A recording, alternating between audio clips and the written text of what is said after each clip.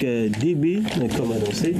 Jacques, bonjour. Bonjour, Claude Soglo. Alors, la rubrique Monde de l'écho de ce mercredi, on parle du jeûne musulman.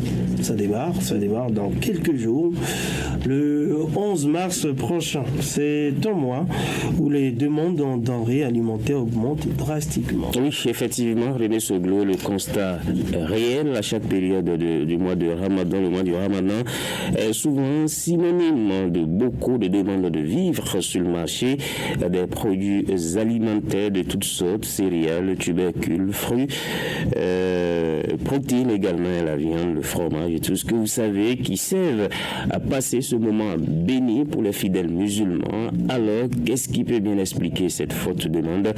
D'abord, il y a qu'en ce mois de jeûne, plusieurs fidèles se remettent à aller à la mosquée, à prier, à jeûner. Tout ce monde doit se rendre sur le marché pour s'offrir ces denrées alimentaires. Autre chose, au sein de chaque famille ou au niveau de chaque fidèle, eh bien, il y a une propension à acheter certains produits qu'on n'a pas forcément l'habitude de consommer en période de non-jeûne. C'est ce que nous explique d'ailleurs ici le prêcheur en islam Moussa Daouda. Pour un observateur non averti, on observera sur le marché beaucoup d'achats, beaucoup de demandes en denrées de première nécessité. Si bien qu'on a l'impression alors que pendant le carême, il faut dépenser beaucoup. Ce n'est pas le cas. Cette demande élevée à l'approche ou pendant le carême est due. C'est dû au fait que pendant le carême, je suis gentil mais pas naïf. Pendant les autres mois ordinaires, vous avez remarqué que dans la mosquée, dans les 11 autres mois, le rang ne dépasse pas 2 ou 3. Et pendant le ramadan, la mosquée est pleine. Et on observe des gens même dehors. Alors ce surplus-là, va aussi sur le marché, dans l'espoir de bien faire le carême. Donc c'est ce qui a fait que pendant le carême, les femmes du marché vendent beaucoup. Lorsque du Landa, qui avait son régime alimentaire dans les 11 autres mois, il peut maintenir le même régime alimentaire pendant Ramadan sans problème. À la seule différence que pendant qu'il veut rompre le jeûne, il faut qu'il trouve le fruit. Alors, Jacques Digby, mais est-on obligé de beaucoup dépenser en cette période de jeûne? En réalité, non, René Soglo, vu que les fidèles ne mangent pas trop, ils mangent le matin et puis ça fait le soir, on se dit qu'ils ne devraient pas trop dépenser en cette période de jeûne. Mais sur le terrain, lorsque vous discutez, vous échangez avec les fidèles musulmans, ils vous disent clairement que c'est la période de l'année où ils dépensent beaucoup plus. Il faut mettre la main à la poche pour s'offrir toutes ces denrées dont nous venons de parler, le lait, le sucre, les céréales, la viande chaque soir et tout le reste, les fruits. Pour la rupture du jeûne, cela amène à dépenser beaucoup plus qu'avant, et également les enfants à la maison, surtout les enfants qui doivent faire le jeûne.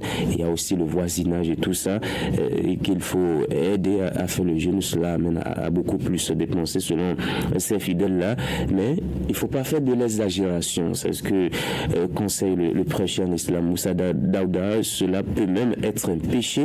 Ne faites pas ce que vous ne pouvez pas faire. Faites donc ce que vos moyens permettent de faire.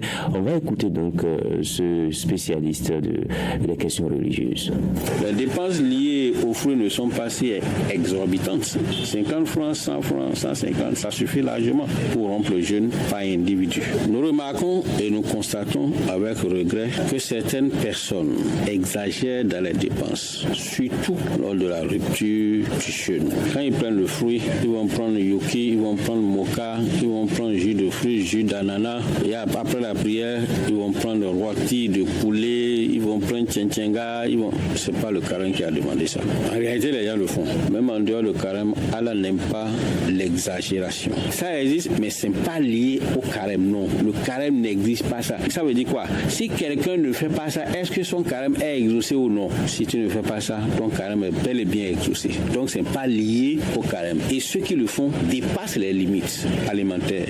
Et Dieu n'aime pas ça. Et celui qui m'écoute et qui est dans le cas, qui se retire de ça, s'il a de l'argent, le surplus, il peut le donner en aumône. Beaucoup plus récompensé en dehors du mois de carême. Pendant le carême même, modérer sa consommation alimentaire. Revoir sa consommation alimentaire à la baisse grâce est une bonne chose.